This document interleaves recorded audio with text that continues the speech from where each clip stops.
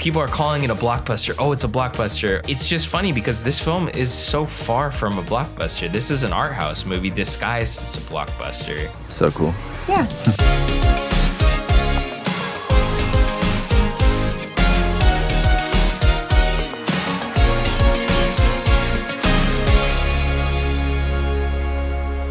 Drive-by movies you're watching. Fresh releases. My name's Blaze. And my name is James. And this week we're talking the brand new film, Barbie. Humans only have one ending. Get that Barbie!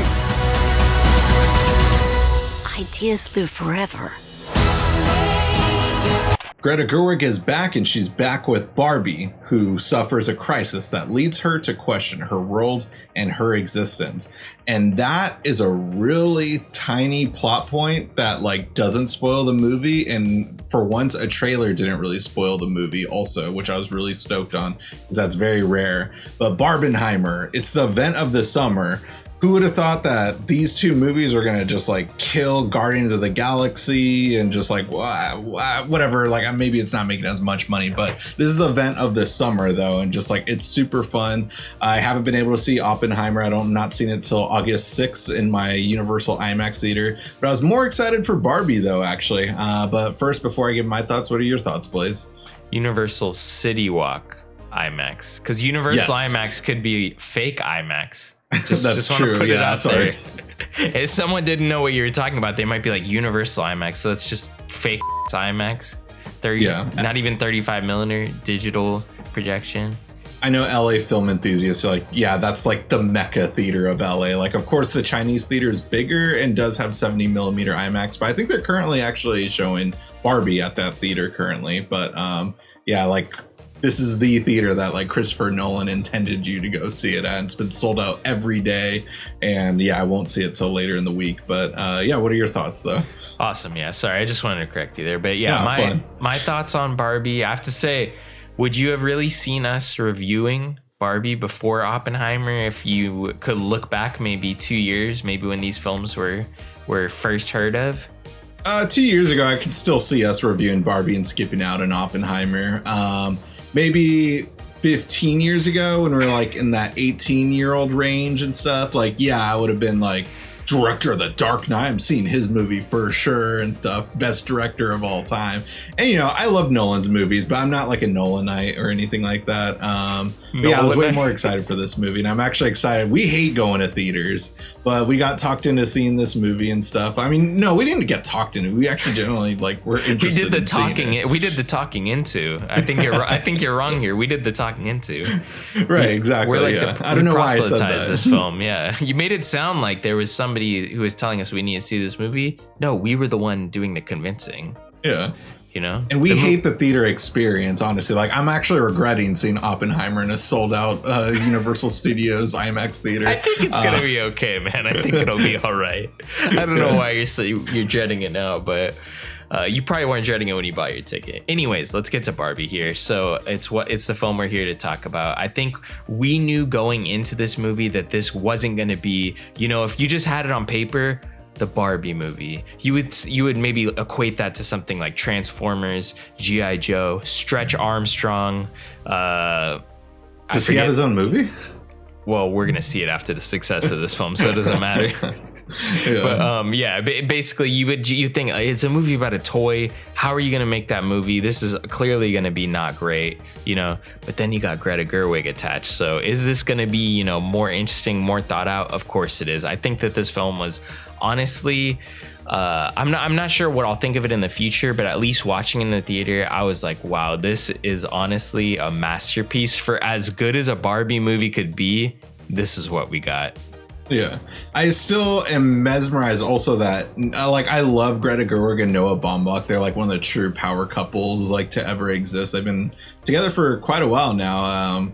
When we first started our original podcast before we got into YouTube, Frances Ha, I remember, was one of the big movies that impacted me personally and stuff. I just really loved that movie and enjoyed seeing an adult not that much older than me struggling and stuff. And now that I'm at that age, it's nice to see how much Greta Gerwig's come up, because she just I know she wrote that movie with Noah Baumbach, but just seeing how big of a director she's become and seeing them work together on this movie, it's so much fun. You know that they put in so much passion into it, and what we got is just one of the funniest movies that I've seen in recent years. I love comedies, and like comedies these days just aren't as funny as they used to be. I swear like every comedy I've enjoyed now has been like either action comedy or like a foreign film, but like, you know, the straight up comedies that come out these days just aren't good.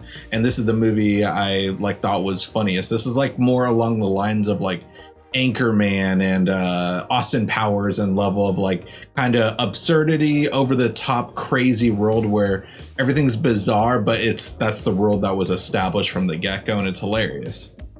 Yeah, I have to agree with you there. We haven't seen a comedy in a while, in terms of like just the fact that comedies aren't really made for the US market anymore. Films in general are made for a international market. They got to appease multiple territories, not just the US itself. So there have been some comedies this year. There was Hard Feelings earlier, and there's been others, but it's very few and far in between. If you look back maybe 7 years ago, there was at least, you know, a handful of comedies. Now it's just a couple, and this wasn't marketed as a comedy at all, at least to my knowledge. The trailers I had seen, I usually try and stay away from trailers, but the trailers I'd seen were really just shots of them in Barbie land acting like, you know, those titular dolls. But this film was a lot more. It was very exciting. Like you said, it's honestly, I laughed out loud throughout so much of this film.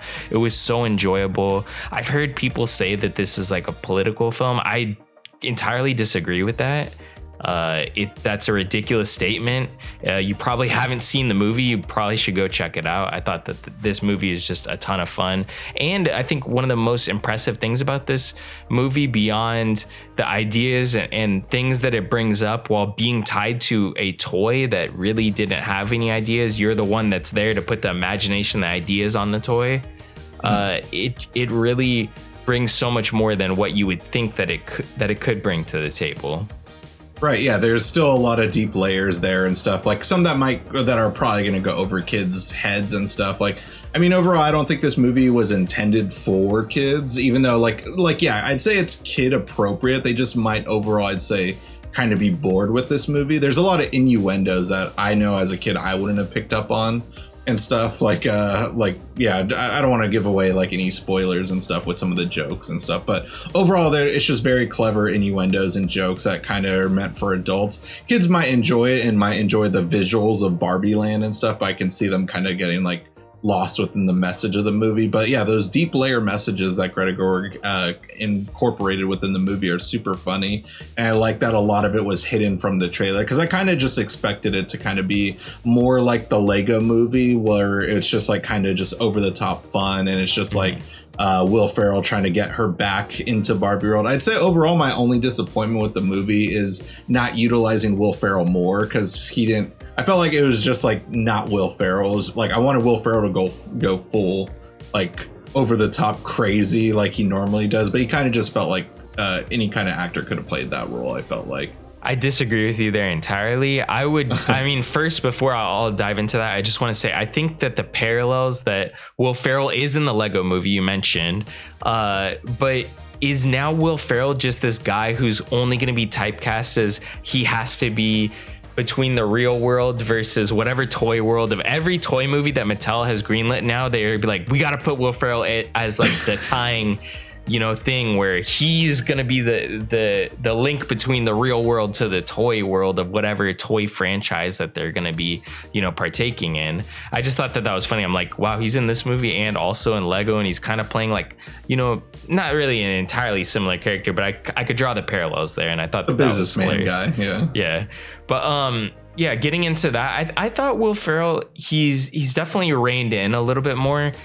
We've seen him where, you know, you let him run loose, and sometimes he's too loose where even the audience doesn't get him. But I felt like he was reined in and perfectly used here. There was times where honestly he wasn't even doing stuff that was that funny, and I was dying laughing in my seat. Like there's a moment where he just like he's trying to get out of the Mattel offices, and he throws his key card at the I'm still laughing thinking about it. He just throws his key card at the scanner, and he's like, oh, why would I even think that would work? Like he's just like so frustrated. He just throws it at the scanner, and I don't know why, but just little things where he can really, use his physicality and his physical comedy. It was just so well done in this movie, where this movie is hilarious. There's a lot of great written jokes, but he's a great like physical comedian, where he was able to leverage that to where maybe where some of the jokes might have gone over their head or something, where like you can leverage him to just really appease the whole audience. Yeah. I mean, I guess I see where you're coming from with that and stuff. Like, that was a fun disagreement, I guess. But yeah, I just guess I would have liked to have seen more. And I forgot about that scene. And yeah, that was definitely one of the highlight sequences. I mean, of course, there's so many things to like look forward to and stuff. And one of the downfalls that's I feel like might bum me out, though, is that this movie is probably going to get a lot of nominations next year. But I feel like if anyone's going to win, it's going to be Ryan Gosling, which kind of goes against the message of the movie. I'd say like Margot Robbie's going to get nominated, but not win, and then Ryan Gosling's gonna win Best Supporting Actor or something. I mean, he's freaking hilarious in this movie. We all know that he is funny and is capable of being very comedic. It's just not the roles that he usually takes on and stuff, but they really definitely undersold his character within the trailers, which I was excited on, which like made like him just the overall like crazy changes he made so funny. And this movie also is really funny for me because I work in Century City, and the fact that like just constantly he kept saying, I want to go back to Century City. I was like, no, you don't, man, it's the worst. Yeah, so I was dying laughing at those kind of sequences. Oh man, yeah, he was probably like one of the highlights. I mean, beyond the film itself, like he was like that thing where, like you said, it's undersold. You don't really even know who he is. You're just like, yeah, Ryan Gosling would be Ken, Mm-hmm. But then just the story of Ken, and is he Ken enough, is just, dude, it was almost too much at times. I was laughing so hard. But one of the fun facts I did want to bring up, trivia, was just the fact that I guess Ryan Gosling was on the fence about whether he was going to accept this role, and he accepted it after seeing his daughter's Ken doll lying face down in a puddle of mud next to a squished lemon. I did not know that. And then God. I guess he took a picture of it and sent it to Greta Gerwig saying, I shall be your Ken, his story must be told.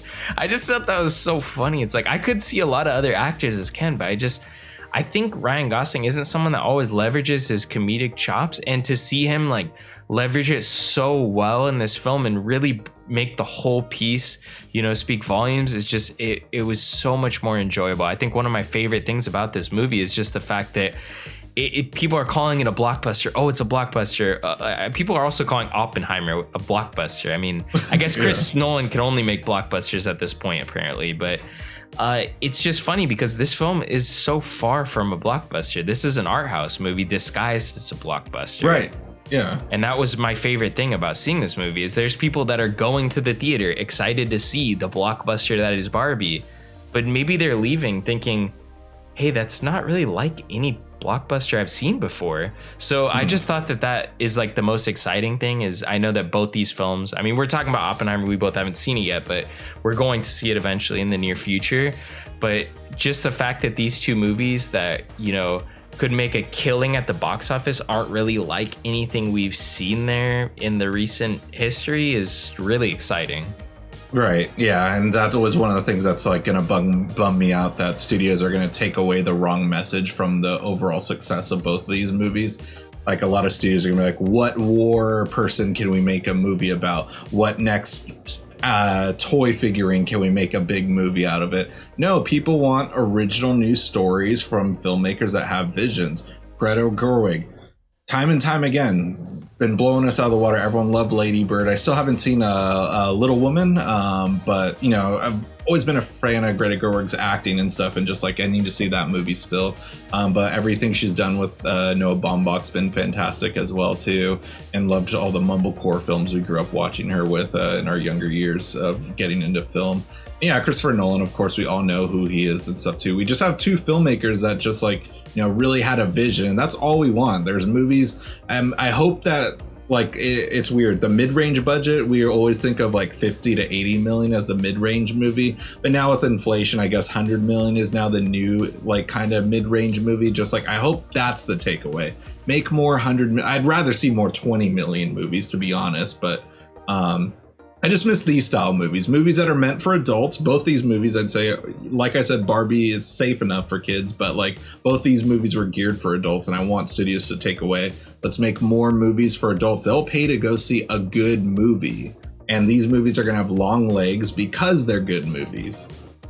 Definitely have to agree with you 100% there. I think that's a real takeaway, is I think people are starved for a good movie. You know, it doesn't just have to take the property and just do it again. You know, take it and spin it on its head, maybe do something interesting with it. Like you said, I think the most important thing here is a filmmaker with a vision.